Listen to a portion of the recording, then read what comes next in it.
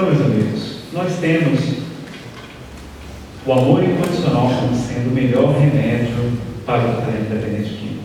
Vamos ter os vários tipos de tratamento, períodos, o importante é o primeiro ano, mas é importante muito que usarmos a disciplina que Jesus nos fala, o próprio Chico. Algumas pessoas dizem, Nazareno, mas Emmanuel era tão duro, tão severo com Chico. E o Espírito Samuel me diz, Nazareno, Chico pediu um orientador bem disciplinador. Porque se não fosse a disciplina, ele não conseguiria produzir quase 450 livros nas horas de folga. Os trabalhos assistenciais infinitos, em toda parte, do atendimento na casa espírita, nas madrugadas intermináveis. Então, com a disciplina, a gente produz muito mais. A gente vai falar melhor sobre essa questão na palestra de amanhã, na questão da educação. Então, meus amigos, a questão da oração, do Evangelho no lar, que os Espíritos vêm nos dizer. André Luiz, no livro dos Mensageiros, ele vai visitar numa casa e ele diz que está se sentindo muito bem ali, diferentemente das outras casas onde ele vai visitar. Ele percebe ali um grande bem-estar, uma grande facilidade, uma alegria, um contentamento. E ele pergunta, e os orientadores espirituais dizem que é porque ali naquela casa, uma senhora viúva, com 2 filhinhos passando privações e necessidades, mas ela faz regularmente o Evangelho no lar. Meia hora, meus amigos, uma vez por semana.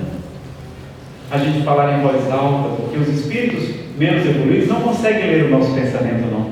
Só os mais evoluídos. Então a gente lê em voz alta, faz uma prece, comenta o Evangelho, ali, sem lavar roupa suja, terminamos com uma prece, e ali estamos promovendo uma verdadeira faxina espiritual na nossa casa. Barreiras eletromagnéticas são montadas ali, e um espírito que tentou entrar naquela casa, André Luiz percebe que ele esbarra na porta e cai para trás, justamente por conta das barreiras que foram levantadas pelo Evangelho no lar.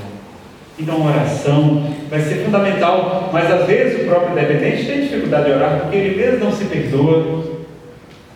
Ele acha, acabei de usar o vício, a droga, como é que eu vou agora ter coragem de pedir ajuda aos bons espíritos?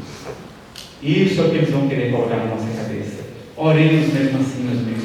Jesus não veio para os sãos, mas para os enfermos. Os sãos não são de médico. Então ele veio justamente para mim. Quando a gente estiver doentinho da dependência, ele vai estar ao nosso lado, desde que a gente procure.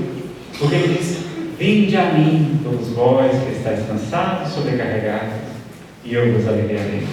Ou seja, ele dizia até ele, vinde, tem que ter uma ação. Veja quando ele curava o paralítico, ele dizia, levanta-te e anda.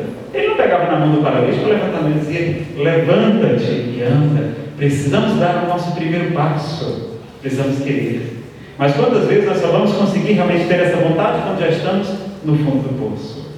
Então, no segundo módulo, a gente vai falar sobre essas dicas de como superar a dependência, que serve para todo mundo, né? Quem tiver dependência de comida, de sexo, de televisão e até de fofoca, pode ficar. Aquele que perseverar até o fim será salvo, né?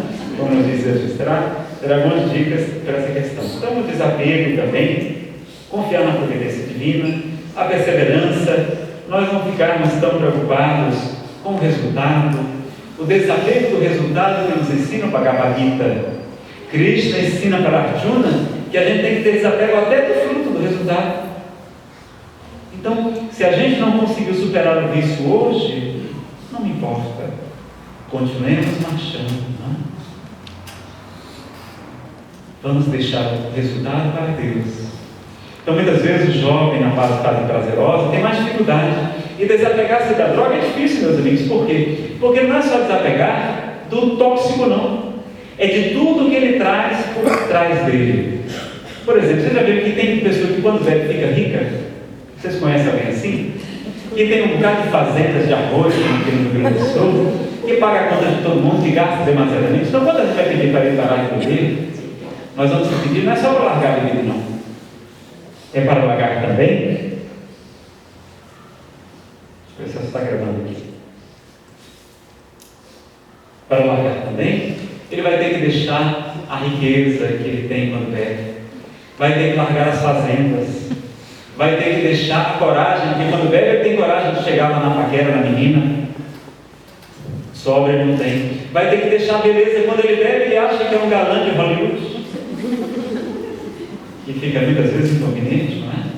Vai ter que largar os amigos de vício que gostam dele, enquanto que quando ele chega em casa, encontra a mulher com cara feia, dizendo que ele é um mau pai, que ele é um mau exemplo, que espécie de homem que é você está cheio de espíritos obsessores aí junto.